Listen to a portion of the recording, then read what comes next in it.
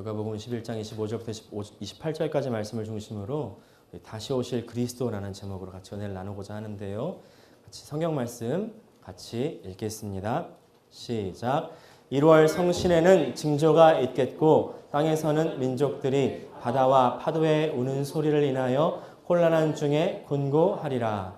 사람들이 세상에 임할 일을 생각하고 무서워함으로 기절하리니 이는 하늘의 권능들이 흔들리게 했음이라. 그때 사람들이 인자가 구름을 타고 능력과 큰 영광으로 오는 것을 보리라. 이런 일이 되기를 시작하거든 일어나 머리를 들라. 너희 구속이 가까웠느니라 하시더라. 아멘. 오늘 한 히브리어를 여러분에게 소개해 드리려고 합니다. 이 말이 어떤 말일까요? 이 말은 예루살렘입니다. 예루살렘은 히브리 말로 이르와 샬롬의 합성어입니다. 이르는 도시란 뜻이고요. 샬롬은 평화란 뜻이죠. 둘이 합치면 평화의 도시, 평화의 도시라는 이름과 걸맞지 않게 사실은 예루살렘은 평화로운 적이 별로 없었던 곳입니다. 이곳이요, 이제 많은 분들 아시겠지만 여러 나라들 그리고 이권 그 가운데 세력 다툼 속에 있는 그런 곳이에요. 그래서 역사적으로 피로 물든 도시였고 그리고 지구상 최대의 화약고 중에 하나라고 불리는 도시입니다. 중동 지방과 그리고 그 중동의 나라들 무슬림 국가들 사이에 있는 이 이스라엘, 그렇기 때문에 그 한가운데 있기 때문에 이제 전쟁이 끊이지 않는 곳이었죠. 왜냐하면 예루살렘이 역사적으로 종교적으로 의미가 있기 때문이죠.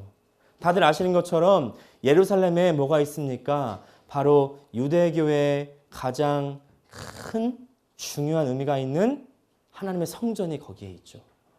그리고 우리 기독교에서는 어떤 의미가 있습니까? 예루살렘에서 바로 예수님께서 십자가에서 죽으시고 부활하신 사건이 바로 예루살렘에서 있었습니다.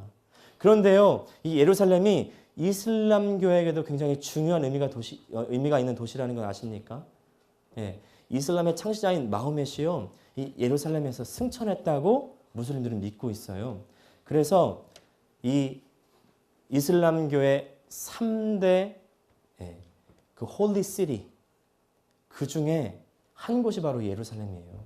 그러니까 유대교인들, 기독교인들, 그리고 무슬림들, 이슬람 교도들 그 틈바구니 사이에서 평화로울 날이 없었던 곳이 바로 이 예루살렘이죠. 이곳을 차지하기 위해서 끊임없이 피를 흘렸던 곳. 그래서 지금은요, 유엔은요, 이 예루살렘을 어느 특정 나라의 소속으로 인정하지를 않습니다. 그런데 지난 12월 6일 날 트럼프 대통령이 이 예루살렘을 이스라엘의 수도로 인정했죠. 이제 이것 때문에 중동 나라들은요, 막 전쟁 준비를 하고, 그 다음에 전 세계 언론들이 이것 때문에 들끓었습니다. 어떤 사람들은 뭐 정략 때문이다, 어떤 사람들은 표 때문이다, 뭐 여러 가지 말들이 많았는데요. 기독교계에서도 말들이 많았어요. 이제 예루살렘이 이스라엘의 수도로 정식으로 인정을 받았으니까 이것이 바로 이스라엘이 바로 회복되는 시작이다. 그러면서 이스라엘이 회복되니까 이제 종말이 가까워왔다. 이런 말들이 많이 들리는 거예요.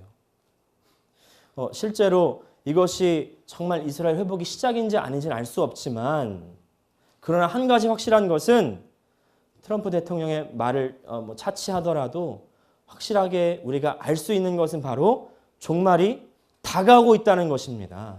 종말은 다가오고 있고요. 그리고 한 가지 확실한 것은 예수님께서 반드시 다시 오신다는 사실입니다. 그런데 재림? 종말? 이런 말씀 들으면 우리 어떤 생각 먼저 드십니까? 제가 여러 가지 마음들을 좀 생각을 해봤는데, 첫 번째, 기분 나쁘게 아침부터 종말 그래. 나 지금 살기도 바빠 죽겠는데, 이런 마음 갖고 계신 분들 있으십니까? 또 두 번째, 오시긴 오시겠어. 여태까지 안 오셨는데, 이렇게 부정하는 마음. 또 세 번째, 내일 오시면 어떡하지? 나 아직 준비가 안 됐는데 나 죽고 난 다음에 그때 오시면 좋겠다. 이런 마음 갖고 계신 분들도 있으시죠? 예, 다른 사람 보이지 않게 고개를 끄덕거려 주세요. 그 다음 또 네 번째, 정말 재림? 저 사람 이상한 거 아니야? 예, 그렇게 워낙 요새 종말과 재림으로 여러 사람들을 미혹하는 사람들이 많으니까 경계하는 마음 갖고 계신 분들도 계시죠. 마지막으로 기다리는 마음. 언제 오나 오실라나 빨리 오셨으면 좋겠다. 하나님, 예수님 빨리 와 주십시오. 이렇게 기다리시는 분들. 여러분, 우리는 어떤 마음을 갖고 계십니까? 혹시 기다리는 마음보다는 피하거나 부정하거나 혹은 무관심한 마음 갖고 계시지 않습니까? 그런데 성경을 읽어보면요. 성경 말씀 중에 예수님께서 이 땅에 처음 오신다, 초림하신다 하는 말씀보다요. 다른 예수님께서 다시 오신다, 재림하신다 하는 말씀이요. 무려 8배나 더 많습니다. 그만큼 예수님의 재림이 중요하다는 거예요. 그리고요.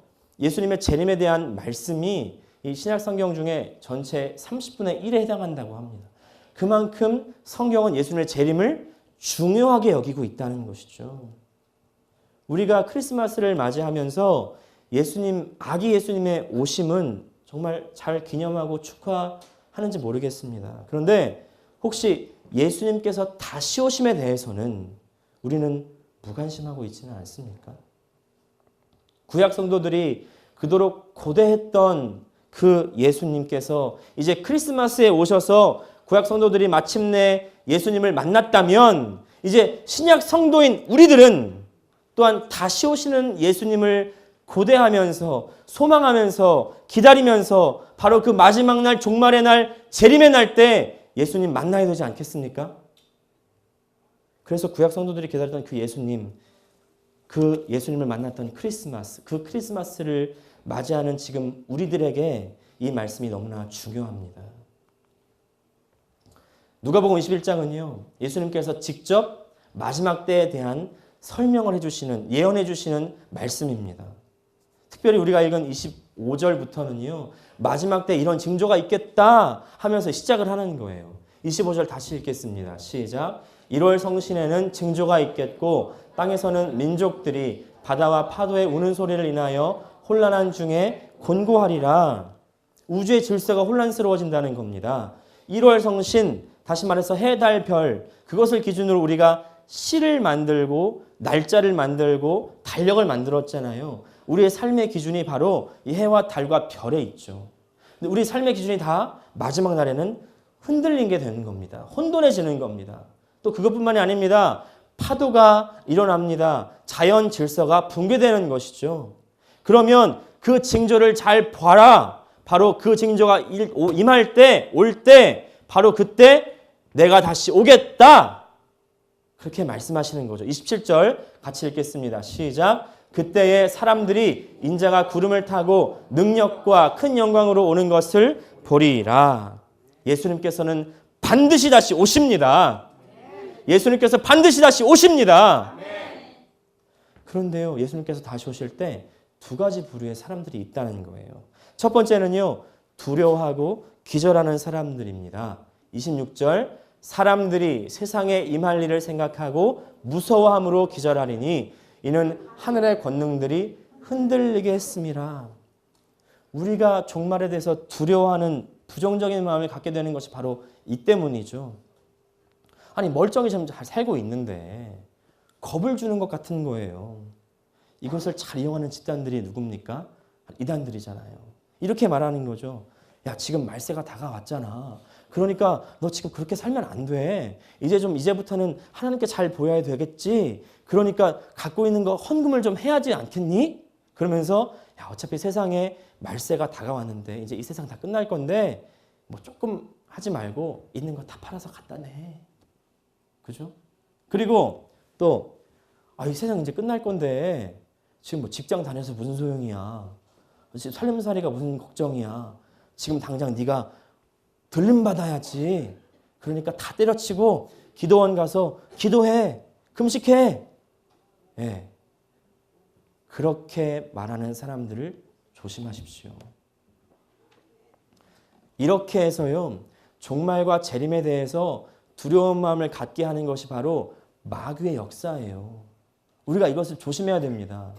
종말과 재림에 대해서 우리는 부정적인 마음을 갖기보다는 그러나 종말과 재림을 기다리면서 지금 우리의 할 일을 열심히 해야 되는 것이죠. 성경은요. 종말이 다가오니까 네가 지금 하고 있는 일을 때려쳐 이렇게 말씀하고 있지가 않습니다. 대신 지금 하고 있는 일을 열심히 해라.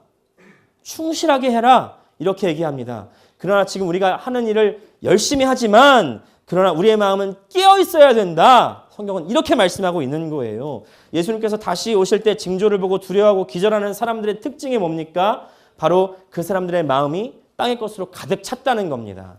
예수님께서 설명해 주십니다. 21장 34절 같이 읽겠습니다. 시작. 너희는 스스로 조심하라. 그렇지 않으면 방탕함과 술 취함과 생활의 염려로 마음이 둔하여지고 뜻밖의 그날이 덫과 같이 너희에게 임하니라.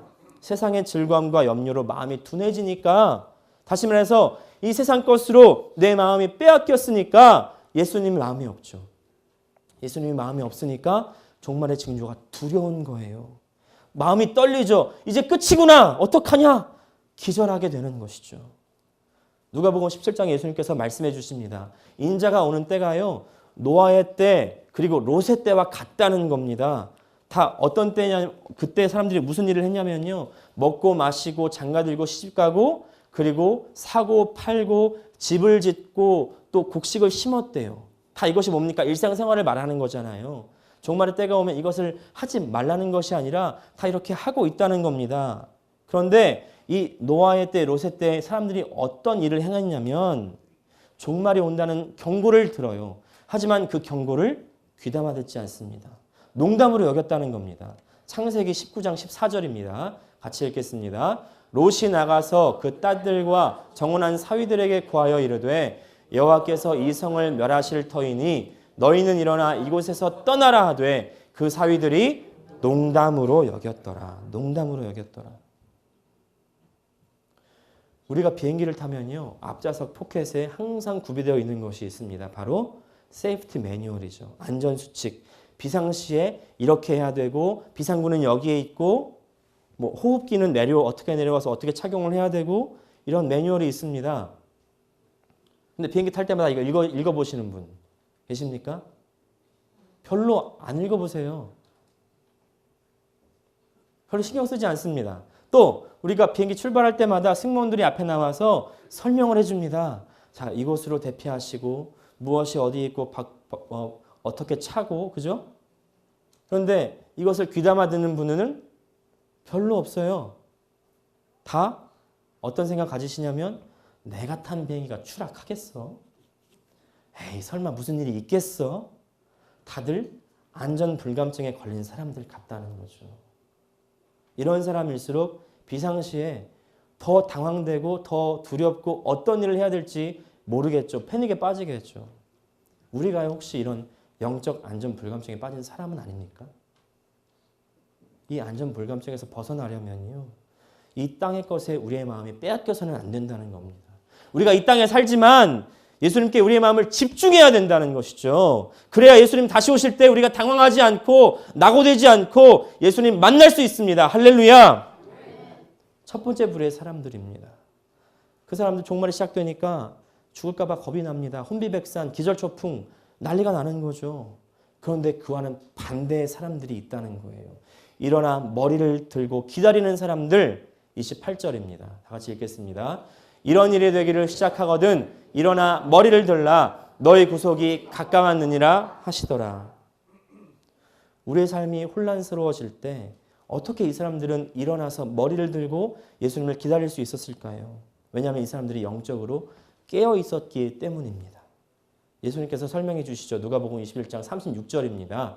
이러므로 너희는 장차 올 모든 일을 능히 피하고 인자 앞에 서도록 항상 기도하며 깨어 있으라 하시니라. 어떻게 하면 깨어 있을 수 있습니까? 첫 번째 부류의 사람들이요. 땅의 것에 마음이 빼앗겼다면 이 깨어 있는 사람들은요. 위의 것을 바라보는 사람들이라는 것이죠. 위의 것을 찾아야 됩니다. 골로새서 3장 1절과 2절 말씀 같이 읽겠습니다. 시작.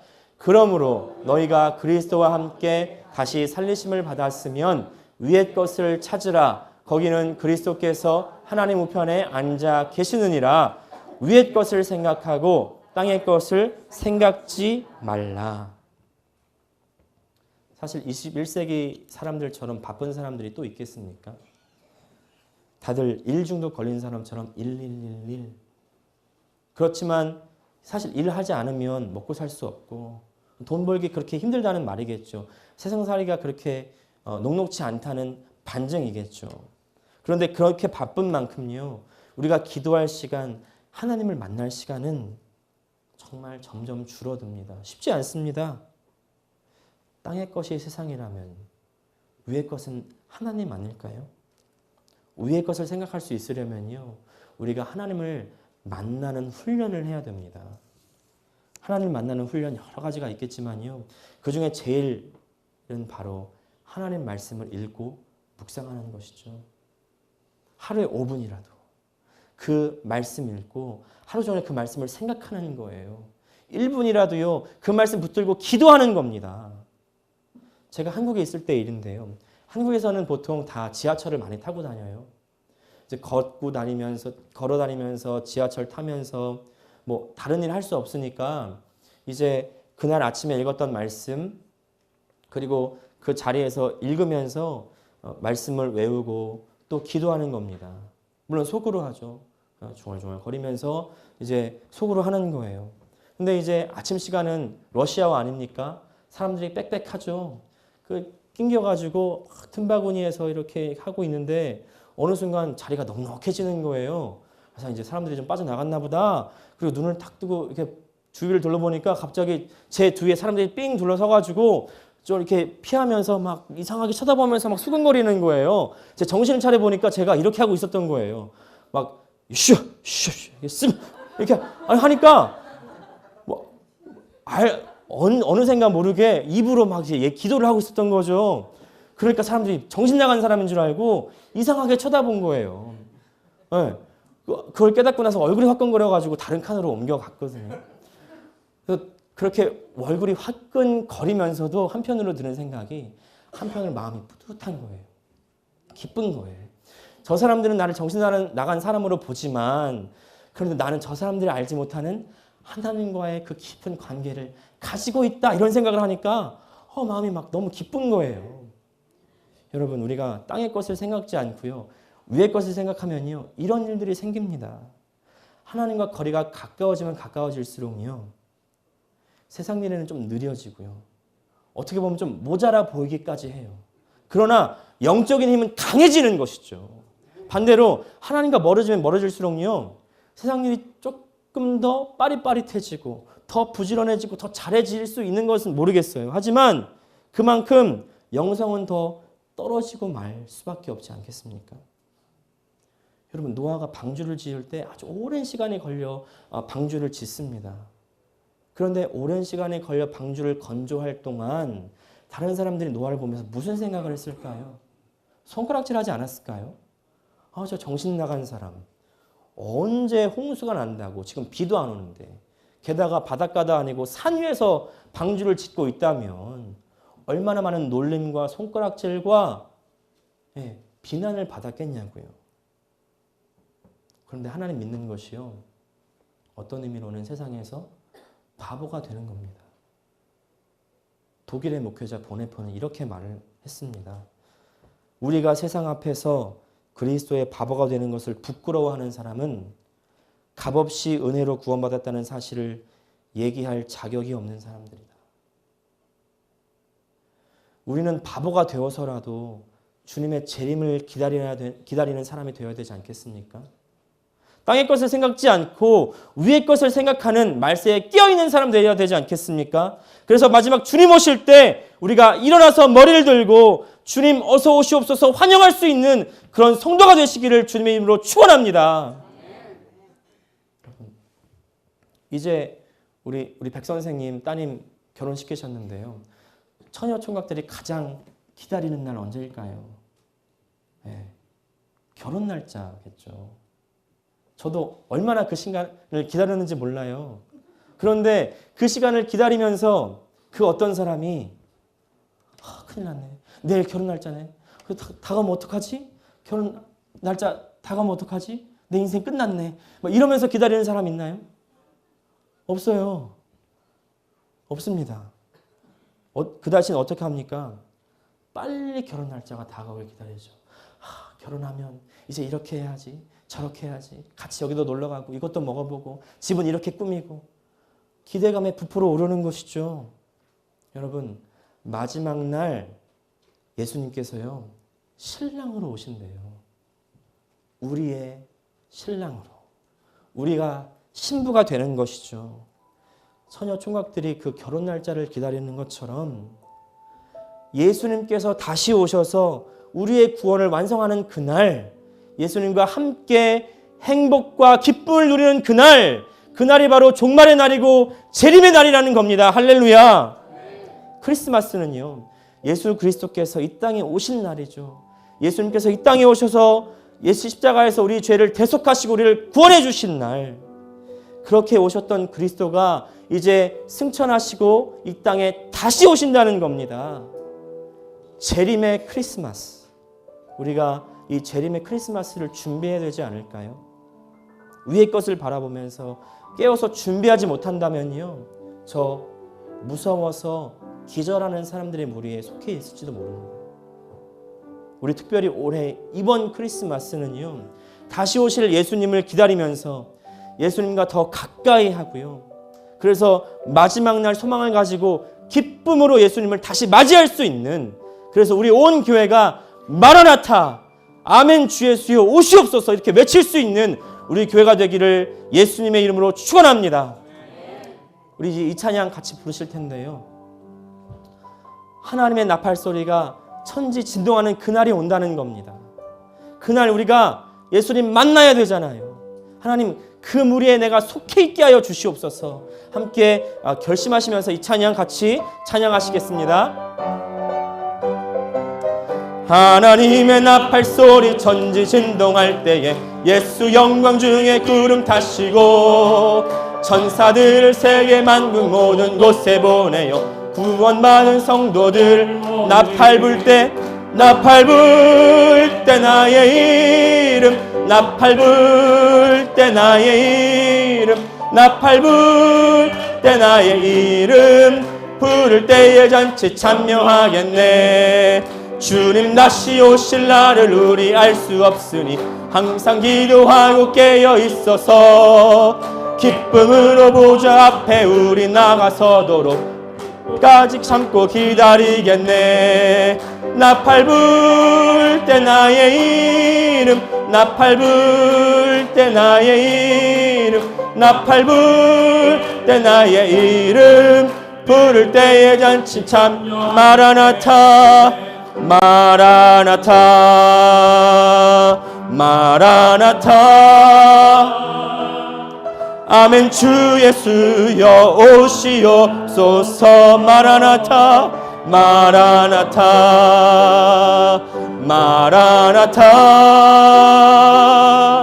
아멘 주 예수여 오시오 마라나타 마라나타